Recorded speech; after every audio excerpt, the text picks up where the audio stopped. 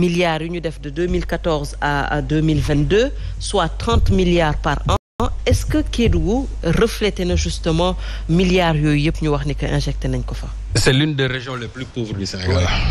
Et il dort sur 2000. loolu moom je crois ñëpp xam nañ ko. C'est l'une des régions les plus pauvres du Sénégal mais c'est l'une des régions les plus riches du Sénégal. Oui. waxoon naa fi benn émission ma leen Kédougou a tout mais n'a rien. Kédougou a tout mais n'a rien.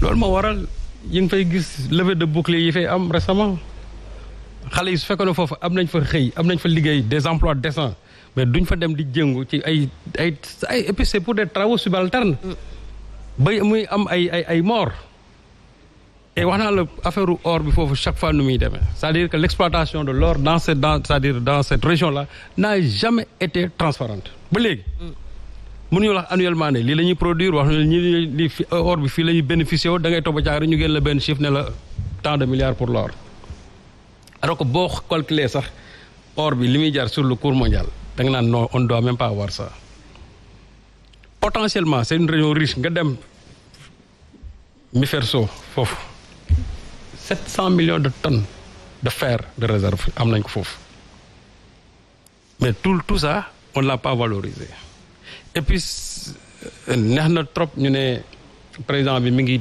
digge ay milliards et cetera tout ça waaw xam nga conseil des ministres décentralisé y en a eu tellement chaque fois on parle de milliards mais milliards yooyu est-ce que réellement population yi ñu ngi ciy bénéficier wu soo xoolee tey le Sénégal classement mondial ñun on fait partie des 23 pays les plus pauvres du monde yaa ngi wax léegi l'augmentation des salaires mais proportionnellement il faut voir aussi l'inflation nous en sommes à 9,7 inflation 9,7 alors que la norme c'est 3 donc loolu tey bu ñu wax ne augmenter nañ ay salaires aussi finalement même salaire yi mënuñu sax supporter inflation boobu et puis même en termes de rémunération salariale mais le Sénégal n'a même pas 200 000 fonctionnaires amu ko 170 000 waaw amuñu ko on n'a même pas ça donc finalement le reste de la population ñoom informel bi ñoom fu ñu jëm dans tout ça ñoom ñi nga xam ne amuñu possibilité d'augmentation de salaire donc quand on parle de promesses de milliards et tout ça vraiment neex na ci gis ni daal c'est bon mais concrètement est-ce que réellement c'est de l'argent qui a été injecté et jusqu'à aujourd'hui dañuy dem ci benn localité ñu ne tant a été fait mais ci lan lañ ko gis ci lan xam nga Aliou Sow wax na fi ay PUDC et cetera très bien xam nga ça c'est de bons programmes mais quelle est la transparence qui entoure ces programmes-là voilà le problème tey programme yu ci bëri fii programme yu ci bëri transparence bi ci war a am amu ci. suivi évaluation amu ci. et audit régulier. et je dis que aussi gis nga. xaalis. gis nga vision aussi baax na. vision am nga vision baax dafa baax. il ne s'agit pas d'avoir le financement pour faire telle ou telle chose mais da ngay am vision par rapport à ça et là je prends l'exemple même du TER c'est le président qui a construit une nouvelle ville n'est-ce pas Diamniadio donc je crois que moom tey sa volonté moo doon que ñiy jógee Dakar en masse di dem vers Diamniadio di liggéey foofu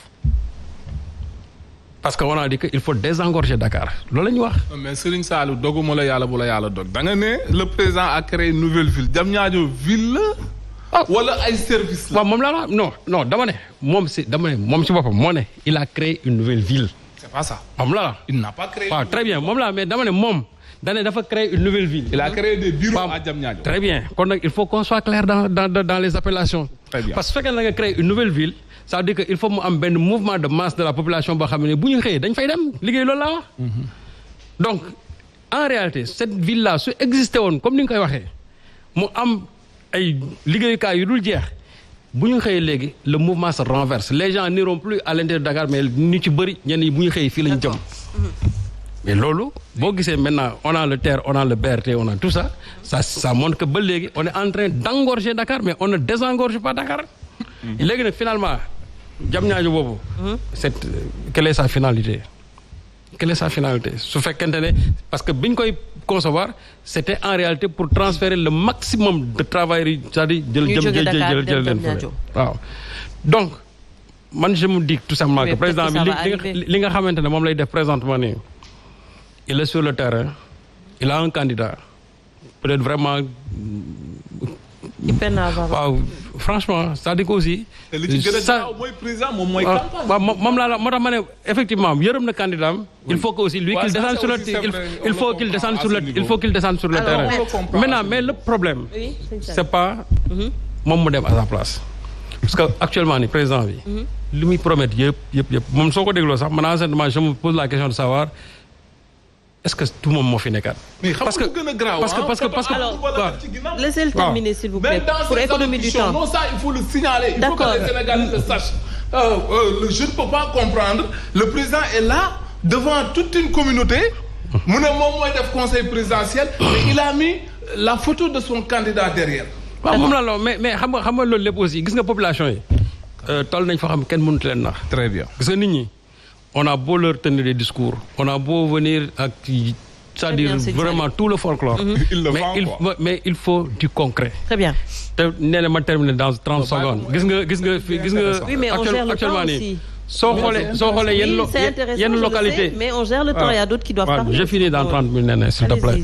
Yenn localité où on injecte beaucoup d'argent. C'est-à-dire que xale yi dañu waroon toog sur place pour bénéficier de cet argent-là.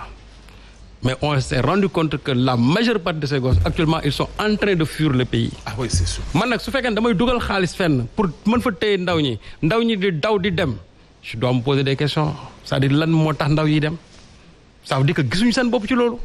gisuñu seen bopp on a beau parler du pétrole bi ñuy wax nii ça risque d'être comme le pétrole du Tchad rek.